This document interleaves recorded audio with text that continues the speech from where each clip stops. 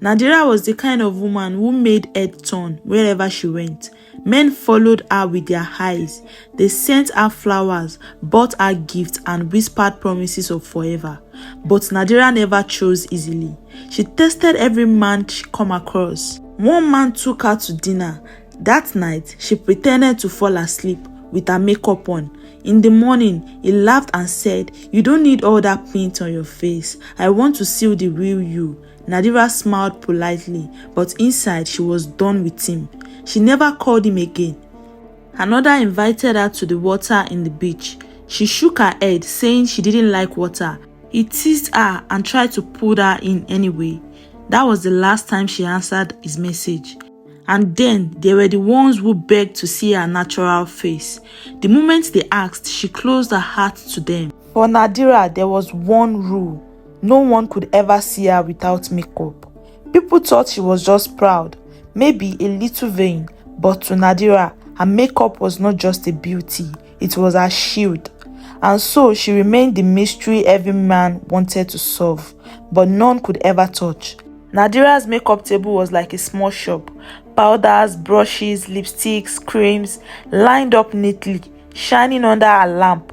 Every morning, every night, she sat there, painting her face with the same careful hands. She wore makeup to the market. She wore makeup when she slept. Even when she was sick in bed, she asked for a mirror and powder before anyone could see her. To Nadira, a face without makeup did not exist. It was not part of the world. Sometimes she would stare at herself in the mirrors for hours. Her smooth cheeks, her bright lips, her long lashes. She whispered to the reflection, "This is me. This is who they love.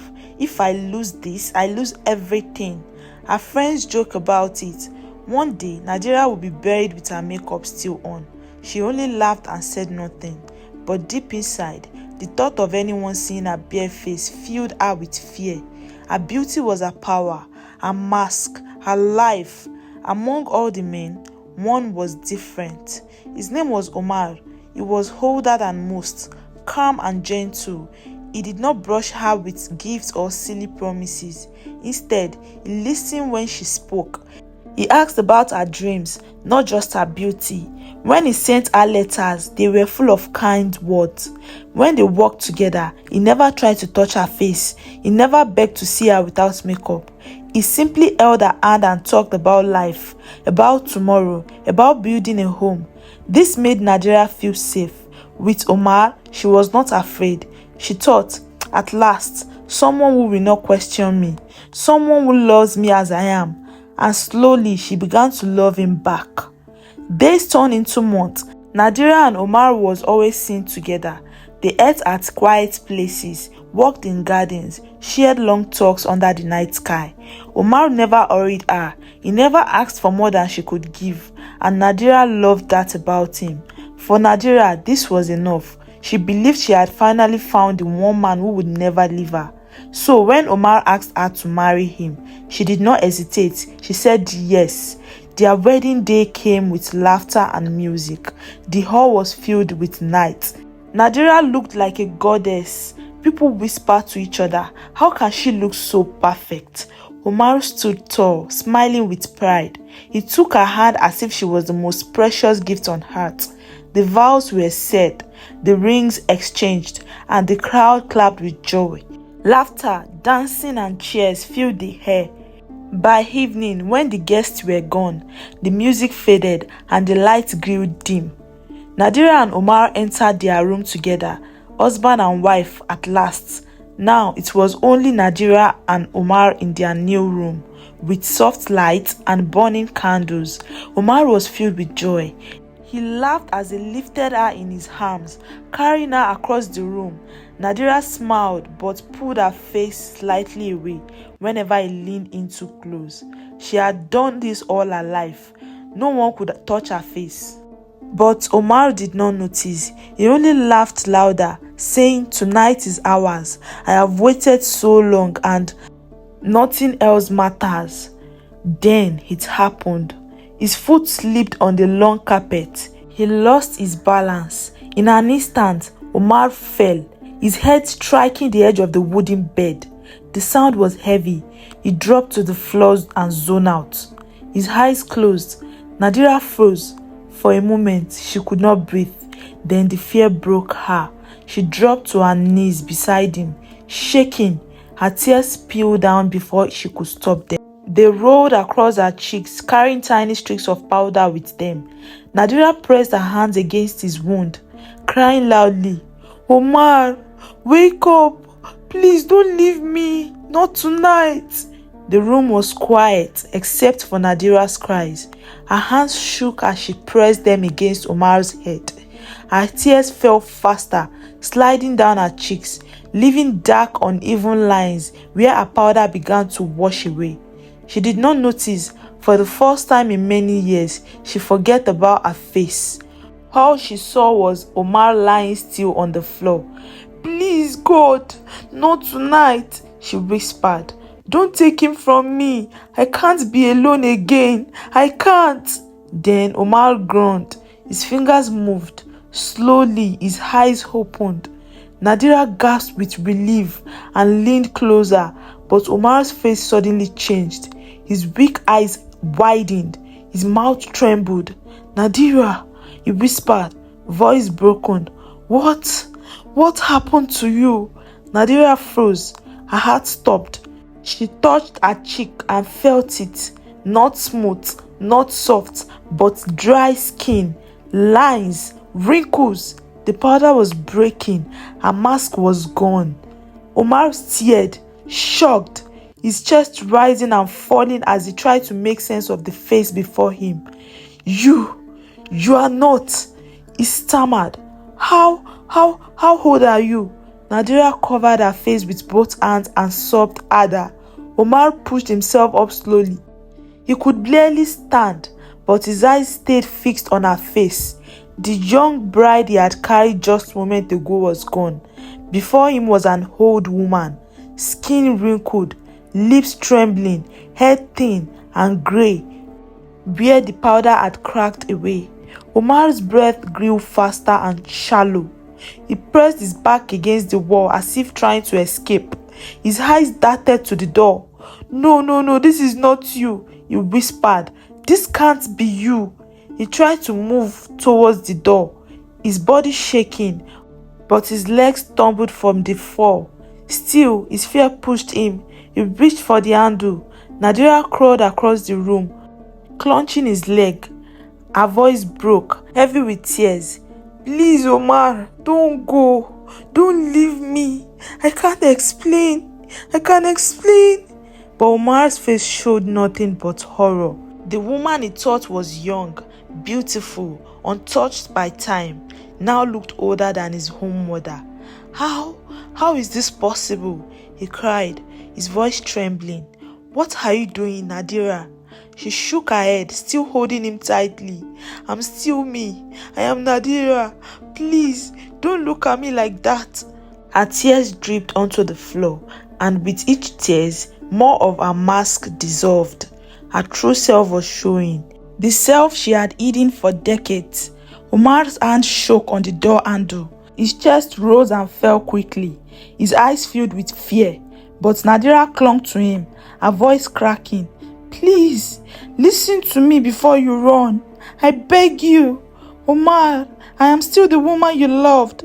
I am still Nadira." Omar turned his face away, but her tears and trembling voice forced him to pause. He sat back down to the floor, clutching his head, whispering, "This cannot be real.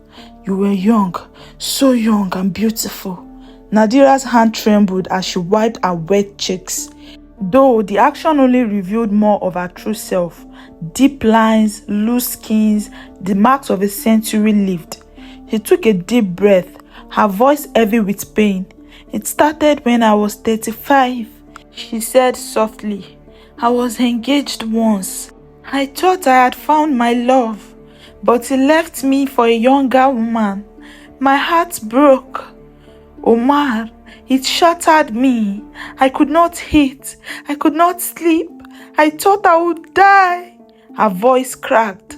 "One night, I wandered outside the city, crying like a fool. That is when I met her, an old woman. A witch. She looked into my eyes and said she knew my pain. She offered me a powder that would keep my youth, so no man would ever leave me again. Omar's lip parted in shock. He could not speak. Nadiraa continued. I was foolish. I took it. And from that day, all the men I dated, they grew old. They died. I dated them to know how it feels to be loved, to watch those men die before me, and I enjoyed it. But when you came, I loved only you. The rule of the powder is never to cry for anyone, no matter what.